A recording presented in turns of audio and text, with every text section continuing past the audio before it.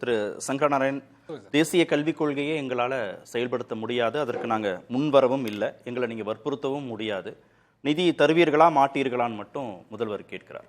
இந்த ப்ராப்ளம்லாம் சால்வ் ஆகணும். அது ஒரே வழி நம்ம முதல்வர் இப்போ எப்படி இந்த டீலிமிட்டேஷன்ஸ்க்காக நிறைய முதல்வர்களுக்கு கடிதம் எழுதுறாரோ அதே மாதிரி நிறைய முதல்வர்களுக்கு கடிதம் எழுதி இதை கன்கரண்ட் லிஸ்ட்ல இருந்து ஸ்டேட் லிஸ்ட் கொண்டு வந்து அந்தந்த மாநிலங்களுக்கு என்ன கல்வி தேவை அதை நாங்களே கொடுத்துக்கிறோம், இது மத்திய அரசு தலையிட வேண்டாம் அப்படின்னு பண்ணால் மட்டும்தான் இதுக்கு ஒரு முற்றுப்புள்ளி வைக்க முடியும்.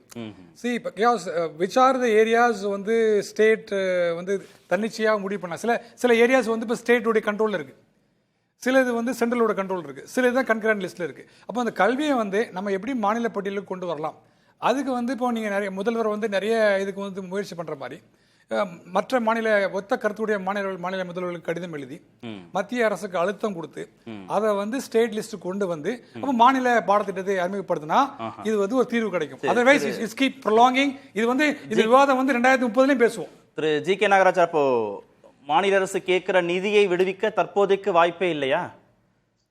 எங்களுடைய 29 பைசால கிடைக்கும் 29 பைசால நாங்க கொடுக்கிற திட்டங்களை ஏற்றுக்கொள்ளவில்லை என்றால் எதற்கு நிதி கொடுக்க வேண்டும், எந்த சட்டத்தை இடம் இருக்கிறது நான் கேட்கிறேன். இல்ல, எந்த சட்டத்தின் அடிப்படையில் நிறுத்துறீங்க? எந்த சட்டத்தின் அடிப்படையில் நிறுத்துறீங்க அதை சொல்லுங்க. முதல்ல தமிழ்நாட்டு மக்களுடைய வரி பணத்தை வாங்கிவிட்டு அவர் தமிழ்நாட்டு மக்களுங்க இதை ஏற்றுக்கொள்ள முடியாது. என்ன சொல்றாரு? பதிலை ஏற்றுக்கொள்ள முடியாது. என்ன சொல்றாருன்னு கேட்க முடியாது. சொல்லக்கூடிய யார் இவரு? என்ன சொல்றாருன்னு கேட்க. சமச்சீர் கல்வி சொல்லி சொன்னாங்க.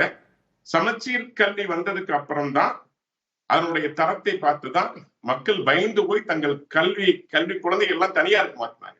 சோ தனியார் வியாபாரம் ஆரம்பிக்கப்பட்டது கல்வி வியாபாரமாக மாறி முக்கிய காரணம் என்னன்னா அவங்க கொண்டு சமச்சீர். ஏன்னா அரசு பள்ளிகள்ல போதிய மாணவர்களுக்கு பயிற்சி கொடுக்கல, போதிய ஆசிரியர்கள் இல்ல. ஜெயலலிதாவுடைய ஆட்சி காலத்துல அவங்க பிரதிநிதி இல்ல தனியார் பள்ளியிலையும் சமச்சீர் கல்வியை தானே படிக்கிறாங்க, அந்த பாடத்திட்டத்தை தானே படிக்கிறாங்க. சிபிஎஸ்இ உடைய பள்ளிகள் எண்ணிக்கை ரொம்ப குறைவு தானே தமிழ்நாட்டில். தமிழ் ஆசிரியர்கள் இல்ல, 96 உயர்நிலை பள்ளிகள்ல தமிழ் இல்ல, 772 மேல்நிலை பள்ளிகள் ஆசிரியர்கள் கிடையாது.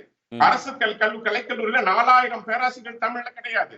வெறும் தமிழ் தமிழ் தமிழ் என்று முழங்குறாங்களே ஒழிய தமிழுக்காக அவர் என்ன செய்தார்கள் தான் கேள்வி. நீங்க என்ன கேள்வி கேக்குறீங்க, அவர் என்ன பதில் சொல்றாரு?